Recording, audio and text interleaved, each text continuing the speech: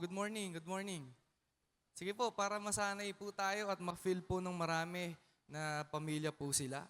Meron po ba tayong mga first-timer, mga second-timer? Yan, mas maganda po na sila po yung binabati natin. Again, magandang umaga po sa inyo at welcome po sa ating second service. At kung meron po tayong mga kasama po sa cell, pamilya, meron pa po tayo sa Navotas, no? 2:30 po, doon po sa ating building. Anyway, meron po akong good news po sa inyo. Ready po ba kayo sa good news?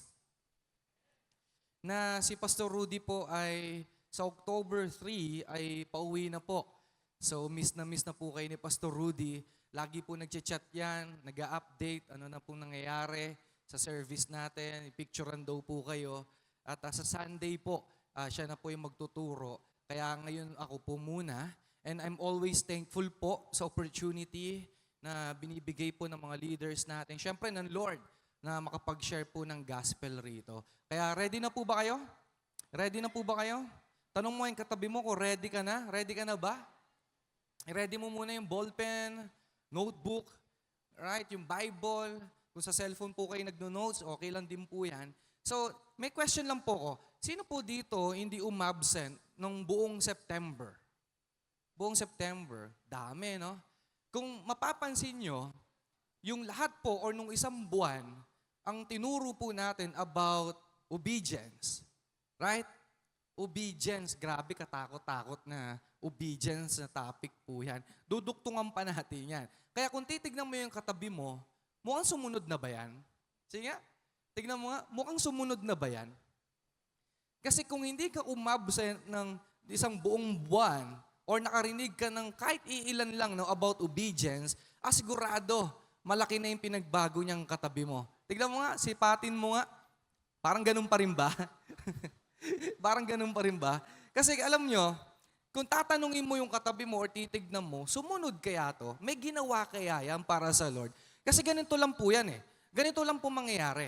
Kapag nakikinig ka, alright, kahit every week, hindi ka umabsent, dapat ang ugali po natin, habang nakikinig ka or every Sunday, kapag nakikinig ka ng preaching, dapat ginagawa mo. Ginagawa talaga natin. Yun po ang goal. Hindi po tayo yung uupo lang, di ba, makikinig, and then wala lang. Wala pong mangyayari. Malamang for attendance lang yung ginagawa mo ngayon. Kasi dapat ang ugali po ng Christian, kapag hindi ka uma-absent every Sunday, yung naririnig mo po sa nagtuturo, dapat nagiging obedient ka po dyan. Sigurado malaki na yung pagbabago mo niyan. Amen po ba? Nandiyan pa po ba kayo? Taas nga po ng kamay ang lahat ng sumunod sa Diyos. Lahat po ng sumunod sa Diyos na itong mga nakarambuan. Dami. Yung iba, pigil na pigil eh. Pigil na pigil. Alam nyo, may pag-asa po ang dulos sa mga katulad nyo po, no? Na talagang masunurin. Palakpakan nyo nga po yung sarili nyo. Naniwala naman kayo? De, biro lang po. Kaya ang title po natin ngayon, You Obeyed, but can you trust and wait? Sumunod ka, but can you trust and wait? Alam nyo, marami naman po talagang sumusunod sa atin. Marami naman po talagang sumusunod sa Lord. At marami, obedient talaga sa leader nila. Napakadami po sa dulos niyan. Pero, na-experience nyo na po ba yung sumunod ka na pero walang resulta? Na-experience nyo ba yan? Yung sumusunod ka sa Diyos pero walang nangyayari. Nagbasa ka ng Bible, sumunod ka sa leader mo, yung pinapagawa ng leader mo, sumunod ka, even at your school, hindi ka nangopya, pinag-pray mo yung mga classmate mo, di ba? In-invite mo sila kasi sabi ng Lord, sa trabaho mo, in-invite mo yung mga ka-office mate mo, nag-share ka ng gospel, sa family mo, sabi ng leader mo, sabi ng Lord, ipag-pray mo sila para makasama mo sila sa church. Diba? And yet, wala kang nangyayari. Sa ministry, ang daming masisipag, sumusunod ka naman sa Lord. Pero napapansin nyo, bakit ganon? Walang nangyayari. Sino dito nakaka-experience niyan? Meron ba?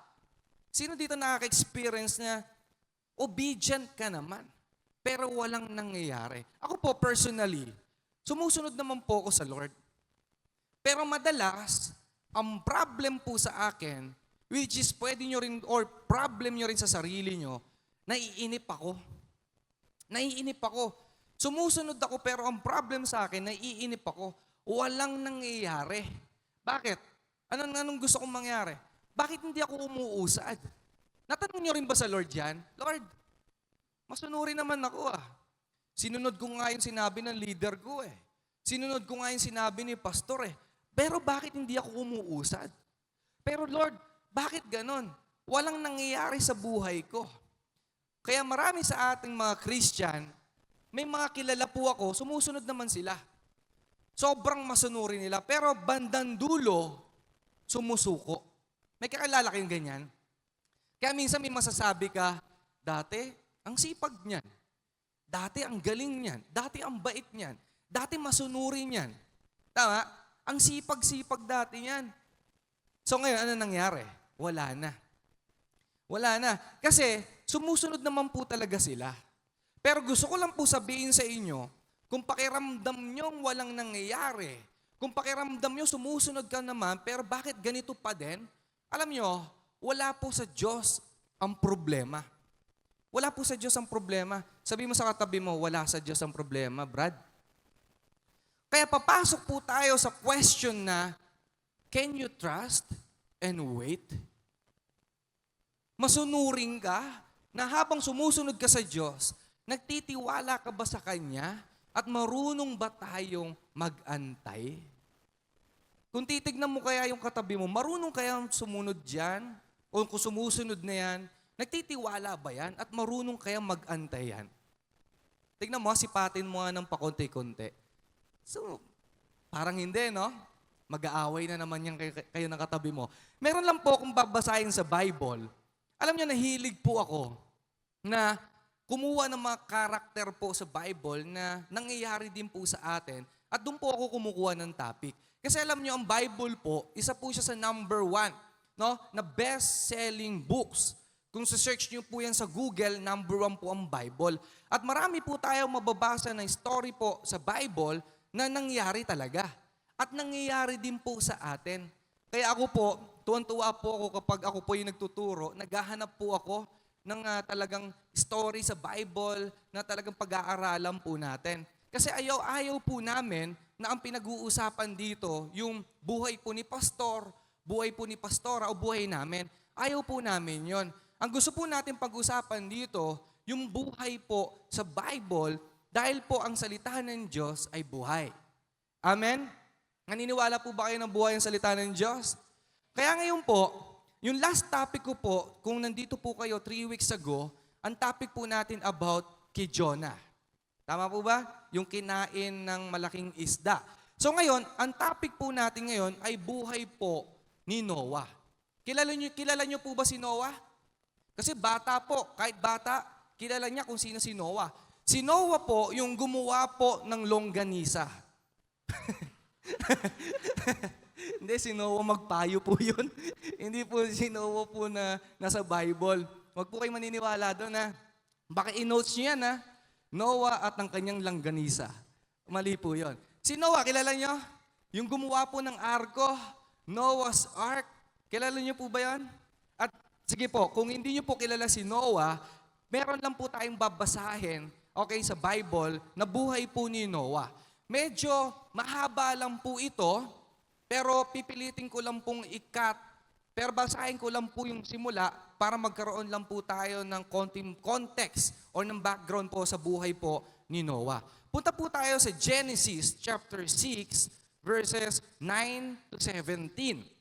Medyo mahaba lang po to, tiisin nyo lang po ng konti para magkaroon lang po tayo ng context.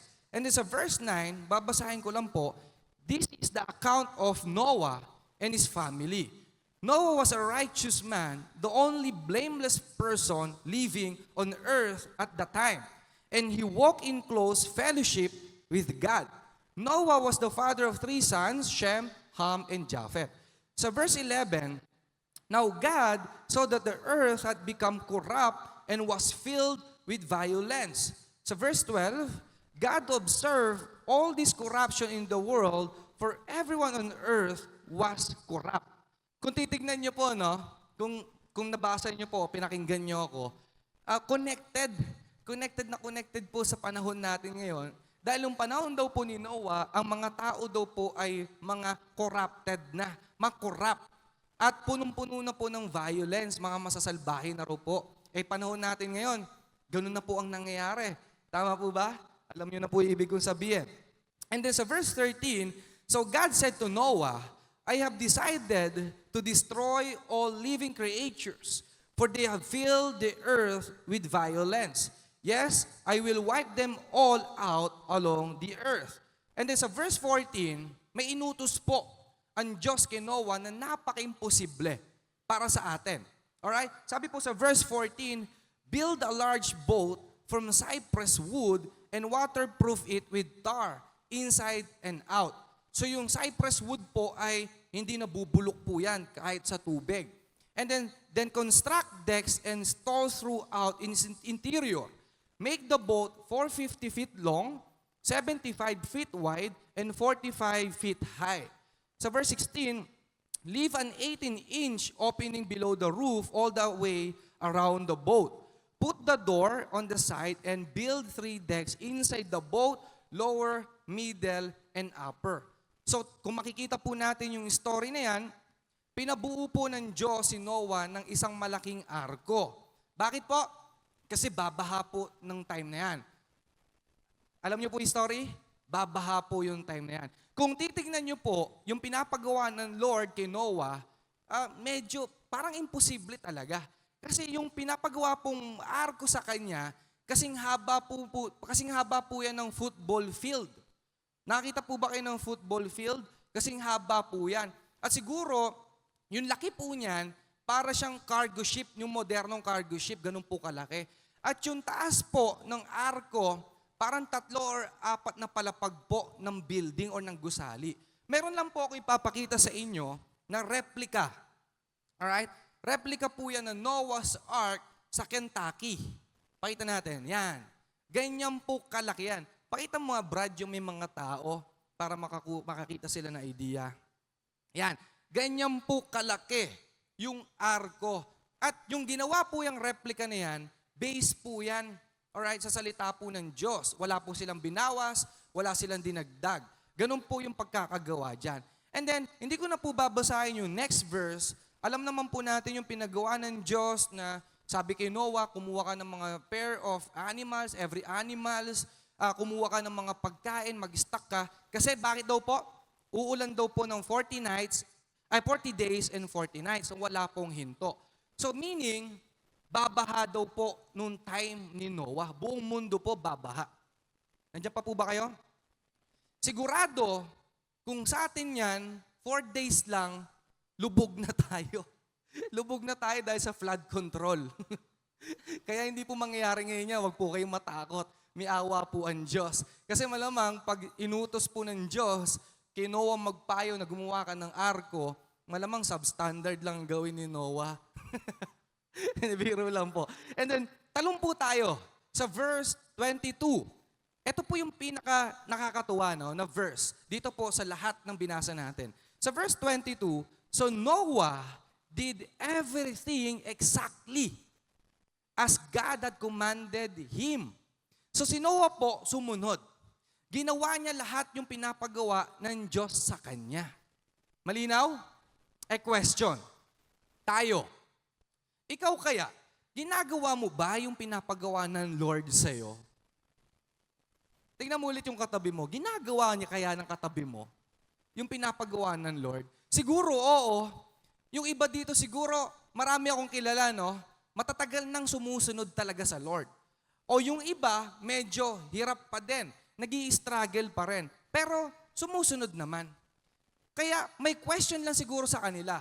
Or sumusunod sila pero hindi lang nila alam kung ano yung mangyayari sa dulo. Tama po ba? Kaya papasok po tayo, or gusto ko pong sabihin sa inyo, etong number 1 na dapat natin matutunan. Number 1, obey even when things are unclear. Gusto ko lang po sabihin na kahit hindi po malinaw, alright, kahit walang kasiguraduhan, obey. Sumunod ka pa din sa Diyos. Kung nasa sitwasyon ka na parang nag-aalangan ka, kasi hindi mo alam kung saan ka pupulutin, sumunod ka pa din. Why? Obedience is the first act of faith. Malinaw na malinaw po yan. Obedience is the first act of faith even if you don't see the whole picture. Maganda maging ugali natin na kahit hindi mo pa nakikita yung ending, kahit wala kang nakikitang maganda sa ginagawa mo, obey. Isa pong magandang ugali ng Christian yan. Yung kahit hindi mo pa nakikita or wala ka pang alam, obey. Yung tipong wala nang sagot sa sakit mo. Yung tipong baon ka sa utang, hindi mo alam kung paano ka magsiserve. Yung tipong ang pamilya mo hindi naniniwala sa'yo. Diba?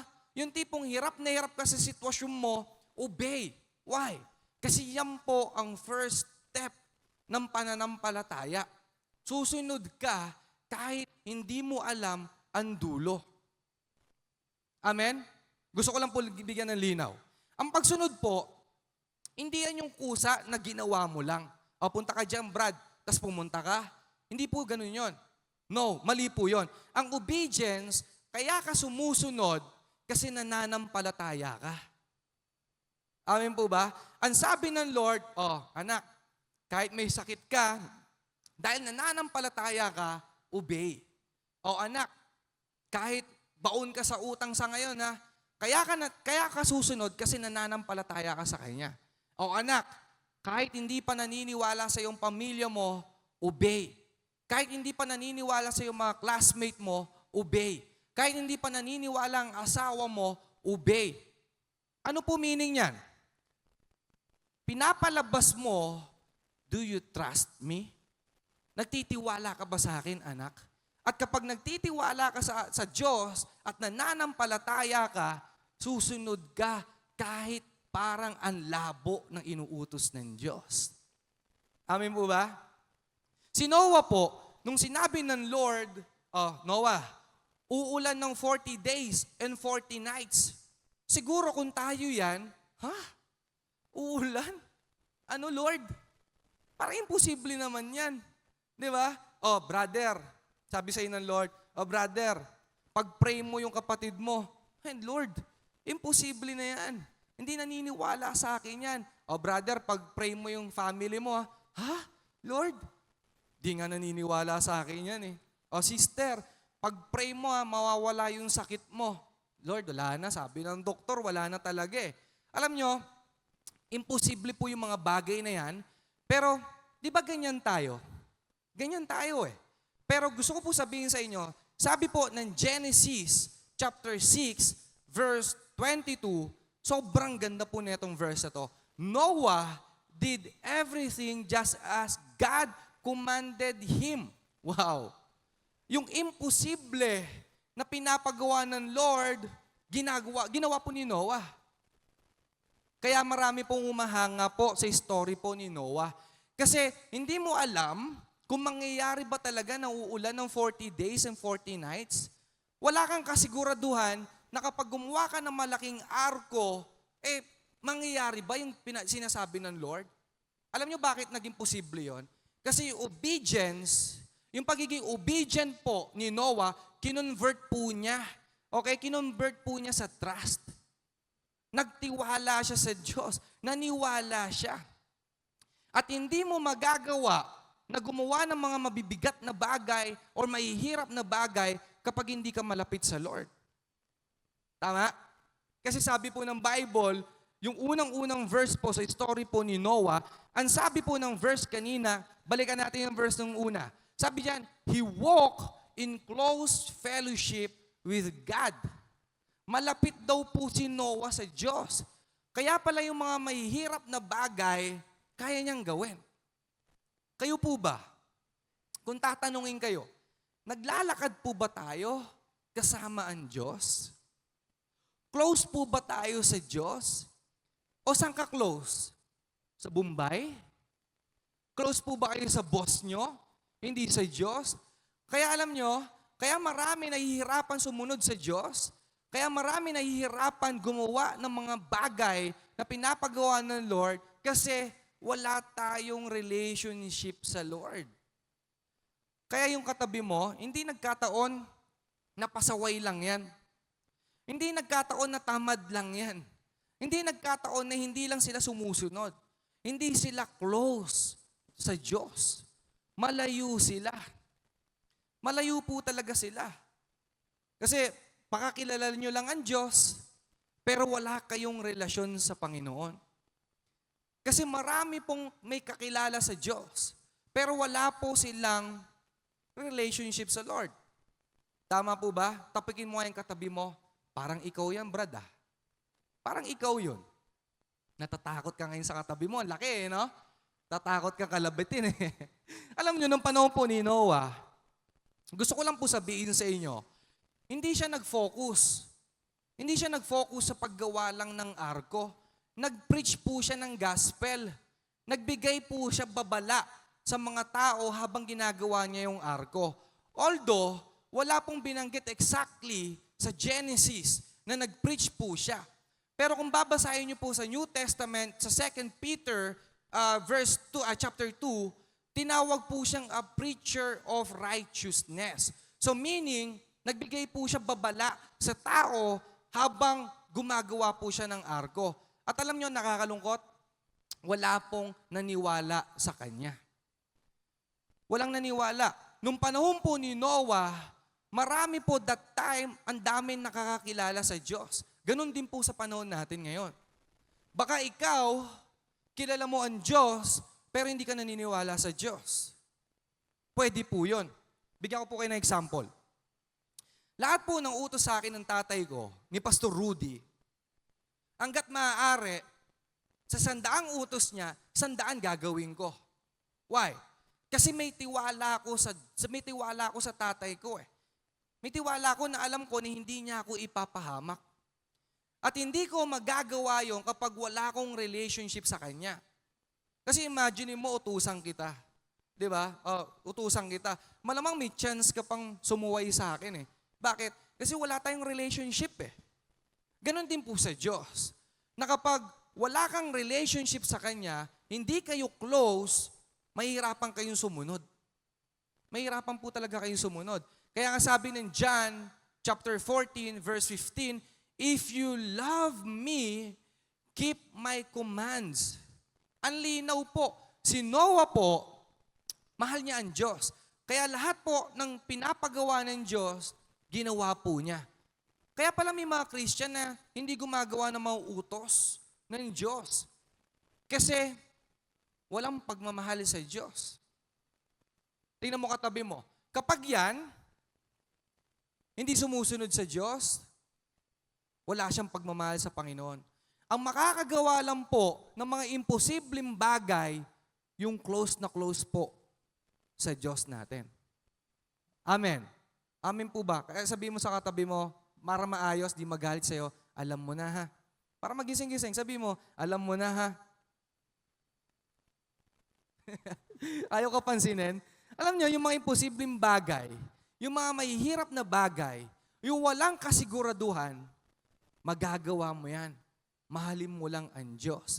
Minsan, hindi mo talaga maiintindihan kung ano yung pinapagawa sa atin.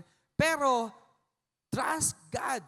Magtiwala ka lang sa Kanya dahil lahat ng mga sinasabi niya ay para sa ikakabuti mo. Amen? Sino dito naniniwala na ikakabuti mo lahat ng sasabihin ng Lord? Amen. Punta po tayo sa number 2.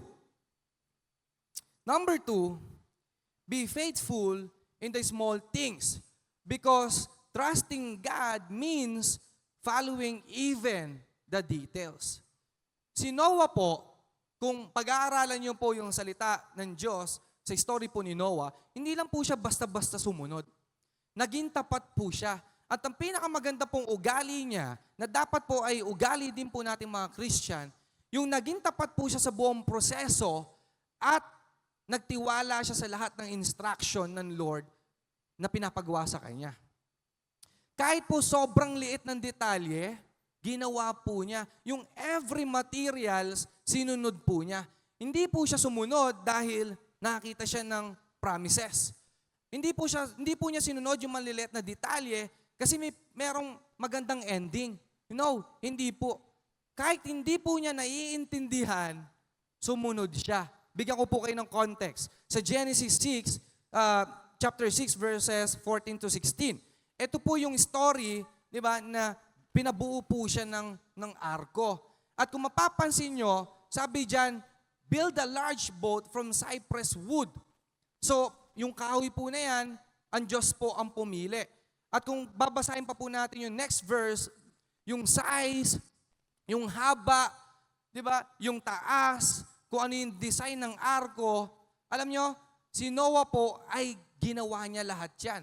Kaya kung babasahin nyo po yung next verse dyan, so Noah did everything exactly. Saktong-sakto. Hindi po siya yung katulad natin na siguro kung uutusan ka, Brad, sabi ng Diyos sa'yo, gawin mo to gantong size. Ay, hindi Lord, masyadong malaki yan. Di ba? Masyadong malaki yan. Ito yung gagamitin mo material ay hindi Lord, mas maganda to, mas modern to. Tama? Ganun tayo mga Christian. Baka mamaya nga pag sa'yo inutos to, Lord, wala bang sariling kwarto ko? Naganap ka pa ng kwarto mo? Kasi ganun po tayong mga Christian. Kung ano yung sinasabi ng Diyos, hindi mo gagawin. Si Noah, napakaliit ng detalye. Sabi dyan, ganito yung size. Okay? Ganito yung haba. Ginawa po niya lahat. Ginawa niya lahat. Bakit? Kasi alam nyo, kahit wala po siyang nakikitang maganda sa dulo, kahit wala pa siyang nakikita, gagawin niya yung mga maliliit na detalye. Bakit? Yun po ang totoong masunurin. Kahit po sa maliliit na detalye, gagawin mo. Balik tayo sa atin. Balik tayo sa'yo. Ano yung mga maliliit na detalye na ginagawa mo? Saan makikita po yan? Yung maliit na details. Ikaw ba, nag-i-spend ka ng time through prayer? Nagbabasa ka ba ng devotion? Kasi yan pong maliliit na detalye na yan po, Diyos lang nakakakita dyan. Ginagawa mo ba yan? Sino dito nagpe-pray? Konti. Sino dito nagbabasa ng Bible? Yan po ay mga maliliit na detalye. Sa school ba, hindi ka nag-cheat? Hindi ka nangongopya? Sa office mo ba, hindi ka nagnanakaw? Kasi yan po yung mga maliliit na detalye. Dito ba sa church, nagsiserve ka ng buong puso? Kahit taga-punas ka lang ng upuan, taga-dala ka lang ng upuan, ginagawa mo po ba yung maliit na detalye na yan? Kasi bakit ko po sinasabi yan? Kasi yung maliit na detalye na yan po ay malaking factor sa pagbuo po ng arko. Amen? Amen po ba? Sabi nga po ng Luke chapter 16, verse 10, whoever is faithful in very little is also faithful in much. Sabi po dyan malinaw, ikaw ba, faithful ka ba sa pinapagawa ng Lord sa iyo? Andiyan ka pa din ba sa mission na pinapagawa sa iyo ng Lord? Sumusunod ka ba sa maliliit na detalye na binigay sa iyo ng Lord? Or nagiging tapat ka lang kapag alam mong may magandang mangyayari? Alam niyo, yan yung case or issue ng mga Christian. Susunod lang kasi alam nila na meron silang mapapala. Susunod lang ang mga Christian kasi nakikita nila maganda yung dulo. Nagiging tapat lang po sila kapag alam nila ay may reward sa dulo.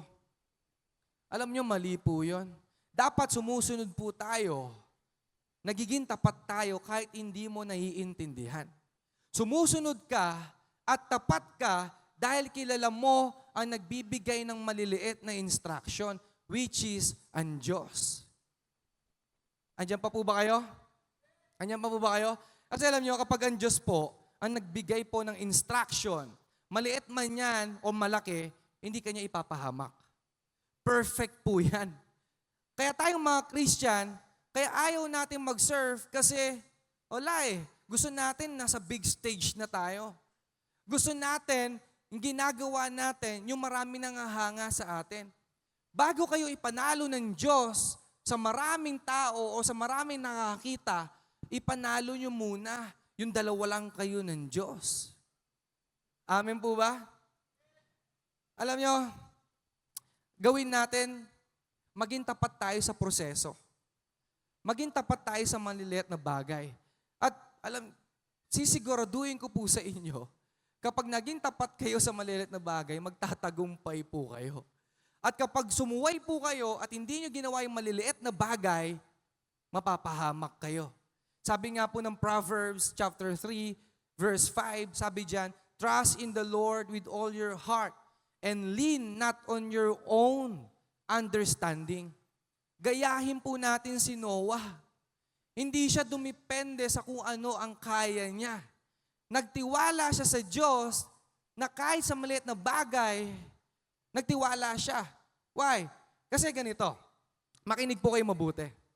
Ang Diyos, may pakipo sa maliliit na ginagawa mo. Bakit ko nasabi yan? Kasi hindi naman nakatingin ang Diyos dun sa maliit na ginagawa mo eh. Nakatingin ang Diyos kung gaano kalaki ang puso mo para sa Kanya. Kaya kung iintindihin mo yon, gagawin mo talaga kahit maliliit. Kasi doon, sa puso mo may paki ang Diyos. Na once na magtiwala ka sa Diyos, hindi ka niya ipapahamak. Hindi ka niya talaga ipapahamak. Sabi mo sa katabi mo, hindi ka papahamak ng Diyos. Sabi mo sa katabi mo, hindi ka papahamak ng Diyos. Sumunod ka lang. Alam nyo, yung nakaka-amaze po sa story ni Noah, ang Diyos po ang nagbigay.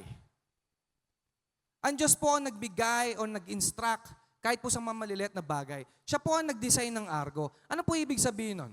Once ang Lord ang magbigay ng instruction sa iyo, perfect po yan. Maging tapat lang po tayo. Sigurado, magtatagumpay ka. At kung mapapansin nyo po, yung mga instruction ng Lord kay Noah sa Bible, meron po akong interesting na napansin. Sana di ko alam kung mapapansin nyo. Kung mapapansin nyo to, hindi ko alam sa Bible, nung binasa ko po ito, parang merong hindi binanggit ang Lord. Kasi may binanggit siya ng type of food, may binanggit po siya ng size, may binanggit po siya kung ilan yung floor, kung ano yung mga animals sa kukunin niya, lahat po yun binanggit niya. Pero alam nyo, may hindi siya binanggit at nakaka-amaze. Nakaka-amaze po doon. Walang sinabi ang Diyos kay Noah na gumawa ka ng steering wheel or ng timon. Alam niyo yung timon?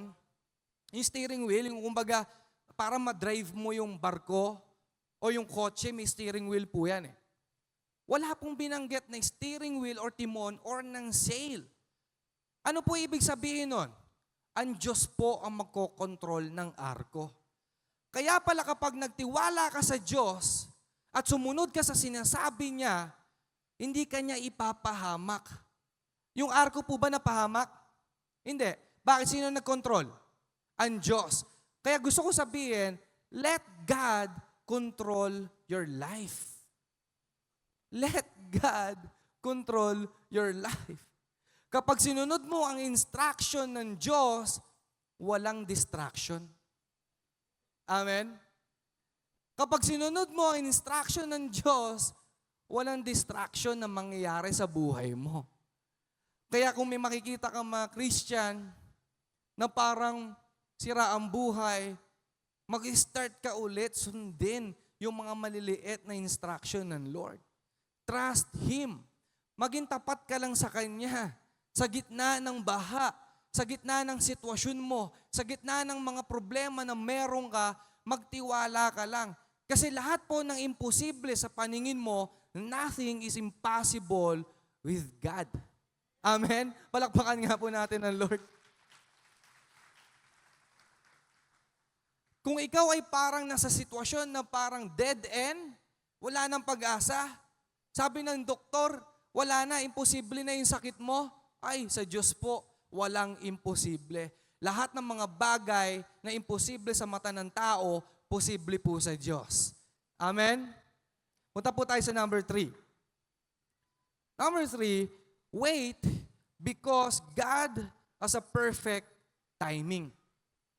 Sa Genesis chapter 8, verses 10 to 12, sabi dito, after waiting another 7 days, nung time po na to, ito po yung time na, yung context po na itong verse na to, ito po yung time na halos pababa na po yung tubig sa earth po that time.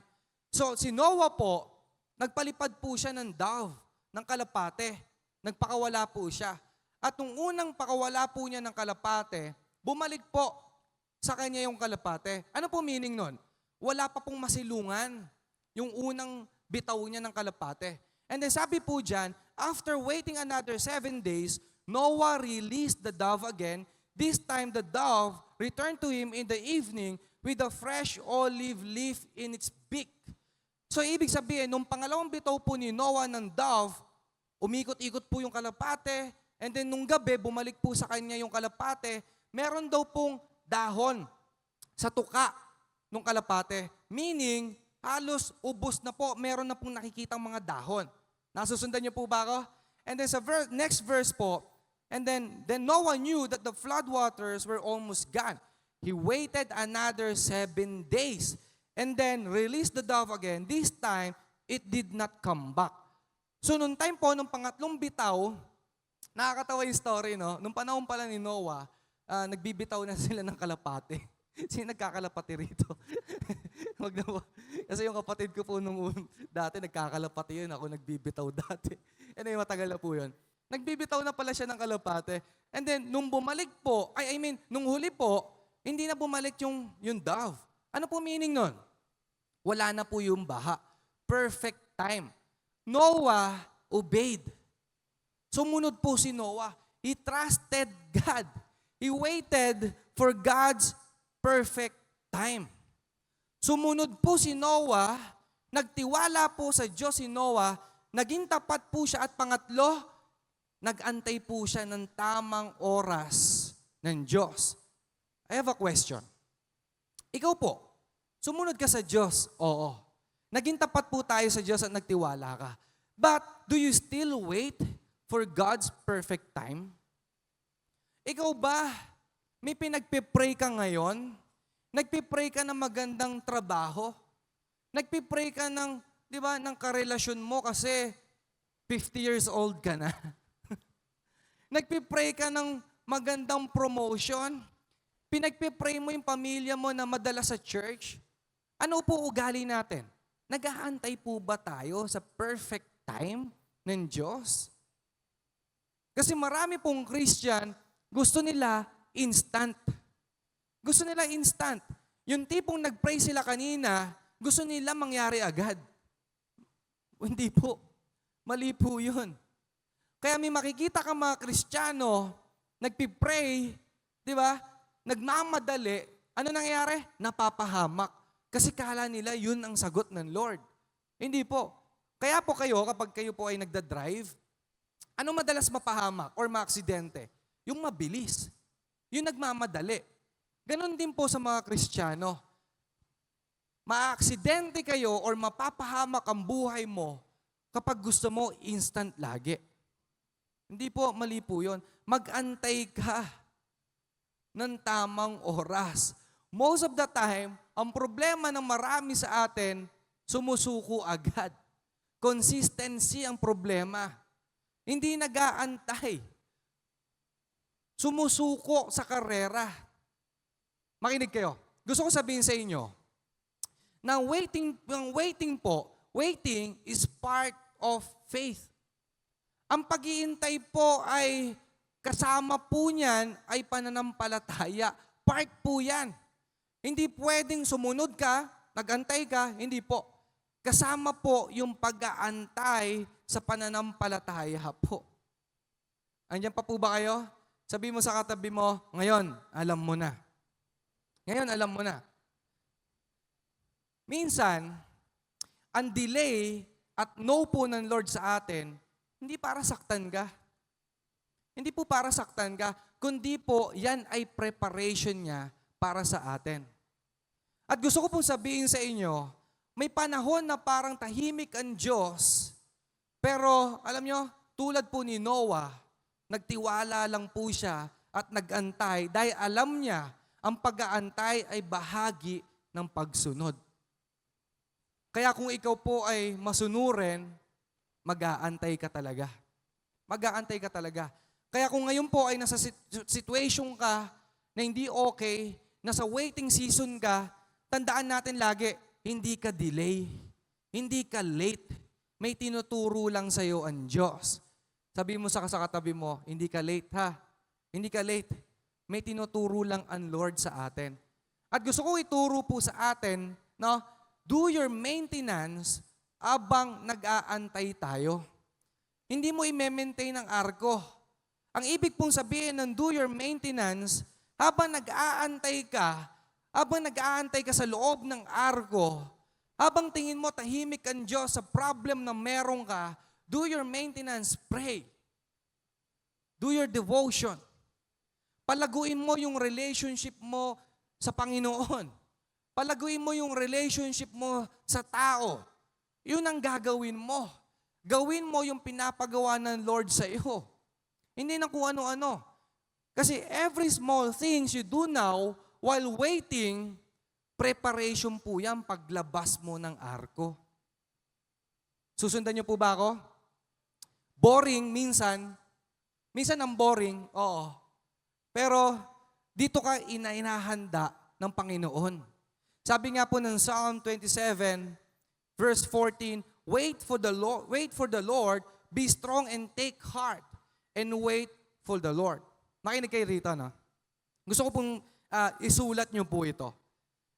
Habang inaantay mo ang yes ng Lord, gawin mo yung yes para sa Lord.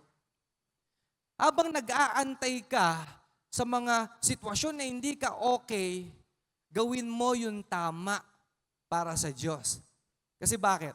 Kasi diyan ka magiging ready para paglabas mo ng arko, kahit anong sitwasyon ang harapin mo, hindi ka madadapa. Sasamahan ka ng Lord. Amen po ba? Sabi mo sa katabi mo, gising ka pa ba? Gising ka pa ba? Kalabitin mo yung sarili, katabi mo. Gising ka pa ba? Punta po tayo sa number 4. Lastly, ito po yung panghuli. Panghuli, number 4, see God's faithfulness in the end. Sabi po ng Genesis chapter 9, verse 13, I have set my rainbow in the clouds, and it will be the sign of the covenant between me and the earth. Napansin niyo po ito? Nung bata po ako, kapag nakakita po ako ng rainbow, tuwan-tuwa ako. Sino dito ganon? Kapag after ng ulan, di ba, tuwan-tuwa ka pag nakakita ka ng rainbow, kakalabitin mo pa yung katabi mo, uy, rainbow, di ba? And then I realized na dati wala sa akin yon, na nakakita lang ako, natutuwa lang ako. Pero na-realize ko, habang tumatagal at nabasa ko yung Bible, kaya ngayon kapag nakakita ako ng rainbow, parang medyo natatouch ako, naiiyak ako. Bakit? Okay lang ba ako? Hindi. Kasi ang patunay lang na yon, na habang may rainbow after ng bagyo, merong buhay na pangako ang Diyos sa atin. Amen? Pwede ba palakpakan natin ang Lord? Alam nyo, yung pagkatapos ng mga pinagdaanan po ni Noah, even ikaw, yung mga pinagdadaanan mo, yung matagal na pag-aantay sa ginagawang arko, yung mga matinding baha na tumagal ng halos sobrang tagal, yung isolation ni Noah sa arko, dumating din po yung moment na nagpakita ang Diyos ng buhay ang pangako niya. At tayo po, alright, gusto ko pong sabihin, gaya po natin, kung ikaw po ay nasa sitwasyon or baha, matindi ang baha mo sa buhay, may problema, may trials, may sakit ka sa pamilya, may sakit ka, tatay, nanay mo, hirap na hirap sa buhay, gayahin po natin si Noah na nagtiwala siya sa Diyos, nagtiwala siya, nanampalataya siya sa Diyos, sumunod siya sa Diyos, at sa dulo, may pangako siya na nakuha na galing sa Lord. Amen? Nagtitiwala po ba kayo na balang sa dulo, may makikita kang pangako ng Diyos? Amen po ba?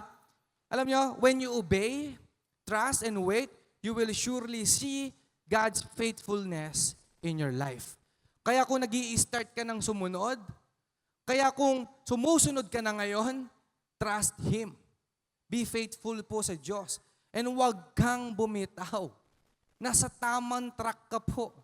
Nasa tamang gawain ka na. Mag-antay ka lang. Yung mga ginagawa mo, kahit maliliit na bagay para sa Lord, yung mga ginagawa mo sa cell group mo, sa family mo, sa sarili mo, kahit ba pakiramdam mo hindi ka umuusad, kahit ba pakiramdam mo walang nangyayari, just wait. Hindi ka papabayaan ng Diyos. Lahat ng pangako ng Lord sa'yo, ibibigay sa'yo ng Lord. Basta huwag ka lang sumuko. Amen? Tabi mo sa katabi mo, huwag kang susuko. Huwag kang susuko. Ako po, may testimony lang po ako sa buhay namin. Gusto ko lang kwento ito. Huling kwento na ito. Nung panahon po, nung nasa Tondo po kami, meron pong utos ang Diyos kay Pastor Rudy at kay Pastora.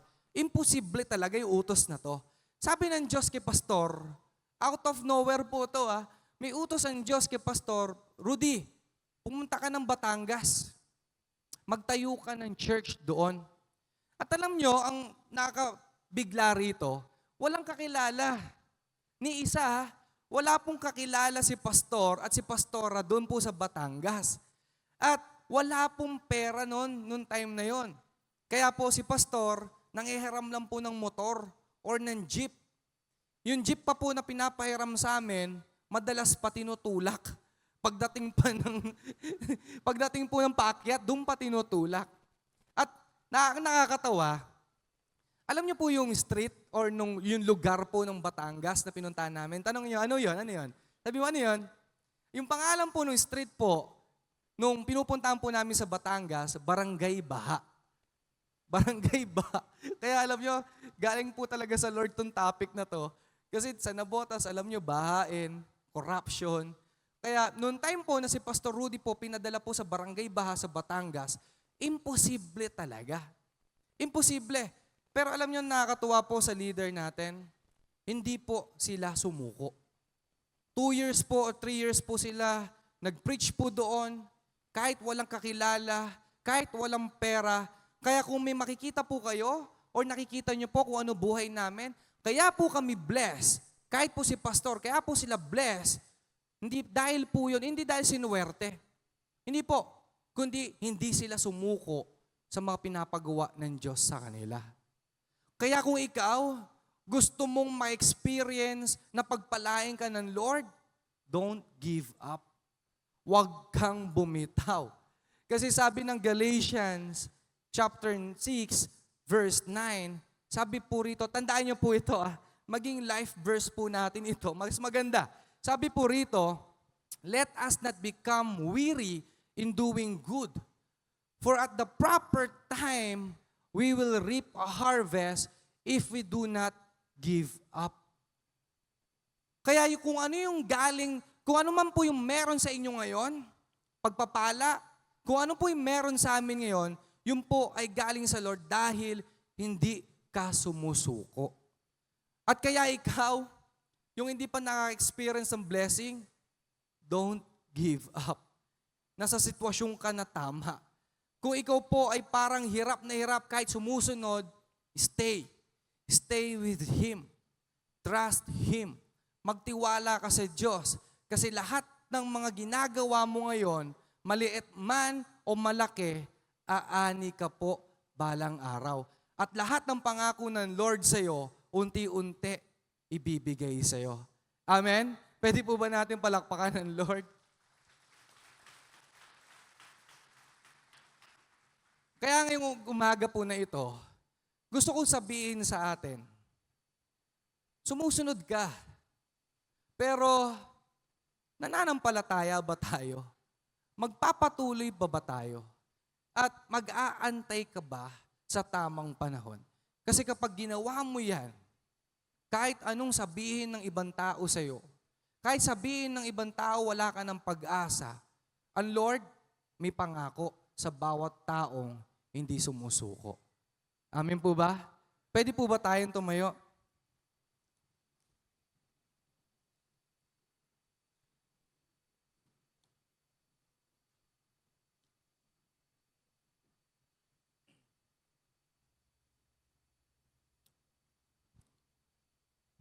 again, tulad po ng topic ko nung last 3 weeks ago, yung kay Jonah, no? Hindi po si Jonah ang bida doon. Hindi po. Tulad ngayon, hindi po tayo magfo-focus kay Jonah. Ang bida po rito ngayon, hindi si Noah, hindi si Jonah. Ang bida po ngayon, kundi ang Lord. Why? Kasi lahat po ng pinag-uusapan natin dito sa Bible, especially sa Old Testament, kung hindi po pointing kay Jesus, representation of Jesus po ito. Kasi nung si Jonah po, pointing po kay Jesus kasi yung 3 days and 3 nights po sa loob ng tiyan. And then si Noah, okay, hindi po siya ang bida, kundi ang arko po. Ano po ba purpose? Ano po ba purpose ng arko? Yung purpose po ng arko para iligtas si Noah at ang kanyang pamilya sa wrath of God because of sin. Para iligtas po siya. Si Jesus po, ang purpose po ni Jesus ay para ligtas po tayo sa wrath of God because of sin. Malinaw po ba? Yun po ang purpose ng mga pinag-uusapan po natin dito. Kaya kung titingnan nyo po yung Genesis chapter 6 verse 16, pwede ba natin pakita para medyo may pupulutin tayo? Sa Genesis 6 chapter 16, sabi dito, sabi po diyan, yan, sabi po rito, put the door on the side. Alam nyo, ang nakaka-amaze po sa story na ito, sobrang interesting. Sa laki po ng arko, sa laki po ng barko na yan, alam nyo, isa lang po ang pintuan. Isa lang ang pintuan, which means there is only one way to be saved that time. Nasusundan niyo po ba ako? Isa lang po ang tanging paraan para maligtas nung panahon po ni Noah. At ngayon po, gusto kong sabihin sa inyo, isa lang din po ang tanging paraan para maligtas ka. Which is, sa pamamaraan po na kay Jesus. Si Jesus lang po ang tanging paraan. Sabi ng John 14, verse 6, I am the way. Siya lang daw po ang tanging daan. At nung panahon po ni Noah, si Noah at ang kanyang pamilya lang po niya ang nakapasok. Marami that time kilala ang Diyos, pero wala po silang personal relationship sa Diyos. Kaya po nung bumaha, sila Noah lang po at ang kanyang pamilya ang nakaligtas. Kung lalaroin niyo po yung isip niyo, nung bumaha na, nasa loob na po ng arko, si Noah at ang kanyang pamilya. At yung mga tao po na hindi naniwala dun po sa salita ng Diyos, yung mga tao po na hindi naniwala sa Diyos, kay Jesus, alam nyo, malamang, nagpipray sila, Lord, iligtas nyo rin po kami. Siguro habang nalulunod sila, Panginoon, patawarin mo ako, hindi ako naniwala. Iligtas mo ako. Sigurado ganun po ang nangyayari. At gusto ko po sabihin, yung pintuan po, doon po sa Noah's Ark, hindi po si Noah ang nagsara. Which is ang Diyos po ang nagsara ng pintuan. Ano po ibig kong sabihin? Gusto ko po sabihin sa inyo, darating po yung araw na isasara ng Diyos yung pintuan. Sasara niya. Hindi ko po kayo tinatakot. Darating po yung time na isasara ng Diyos yung pintuan. At hindi ka na makakapasok. Hindi ka na makakapasok. At kahit anong dasal mo, Lord, iligtas mo ako. Ops, sarado na yung pintuan. Lord, patawarin mo ako sa kasalanan ko. Ops, wala na. Sarado na.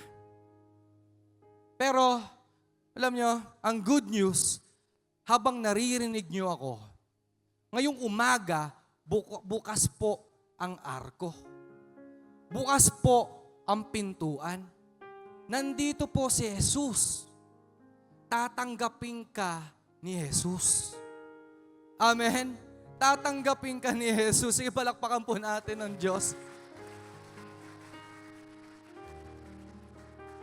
Dahil noong time po, nabukas yung arko, pumasok po si Noah at ang kanyang pamilya. Which means, tinanggap po sila nung arko.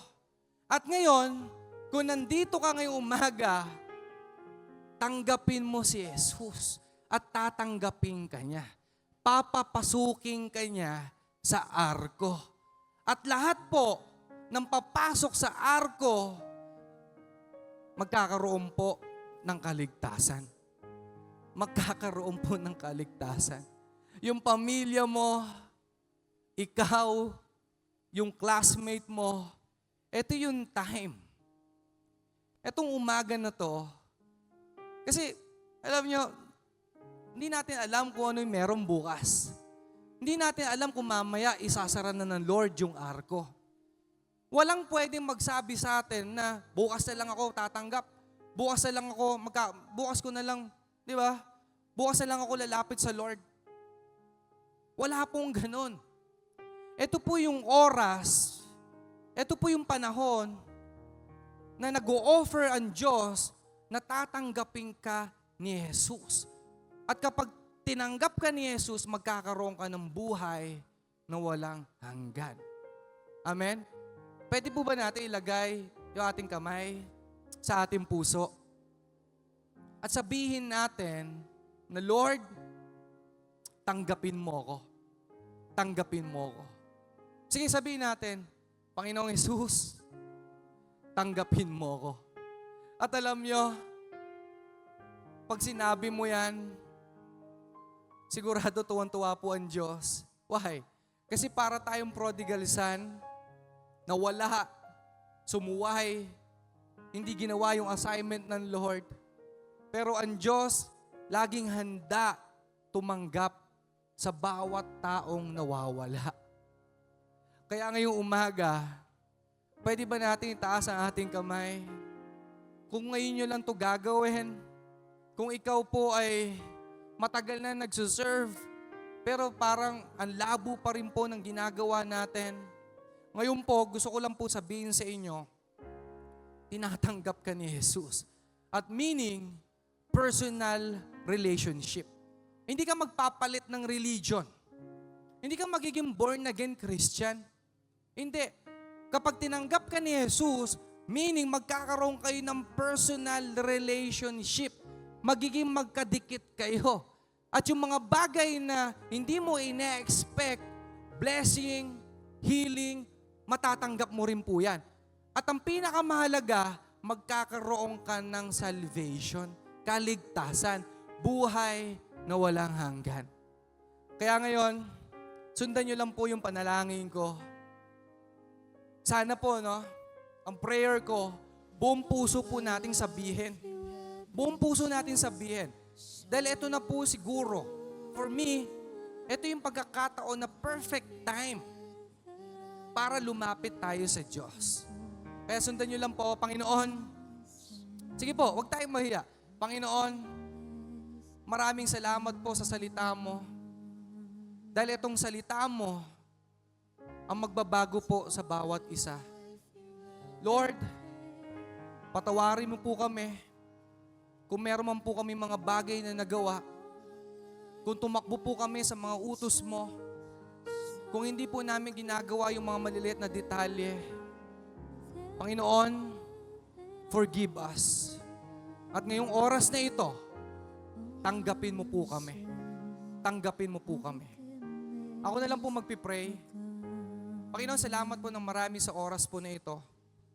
Ngayon po, Lord, yung lahat po na nag-receive, yung lahat po na nagsalita, na galing sa puso nila, Panginoon, may pangako ka na magkakaroon po sila ng buhay na walang hanggan. At habang nandito po sila sa lupa, Lord, ahabulin sila ng pagpapala na galing po sa iyo. Kung meron man po silang mga situation na hindi okay, mga kapatid, kapamilya na may sakit, Lord, papa-experience mo sa kanila yung mga imposibleng bagay para sa mata ng ibang tao. Kundi yung imposible, magiging posible po para sa iyo, Panginoon. Kaya Panginoon, yung itong time, itong oras na ito, sinusuko namin ang aming buhay. Ikaw po ang mag-control ng buhay namin. Kaya Lord, gamitin mo po. Gamitin mo ang buhay namin. Hindi para kung kani-kanino, kundi para sa kaharian mo. Kaya salamat po ng marami. In Jesus' name. Amen. Amen.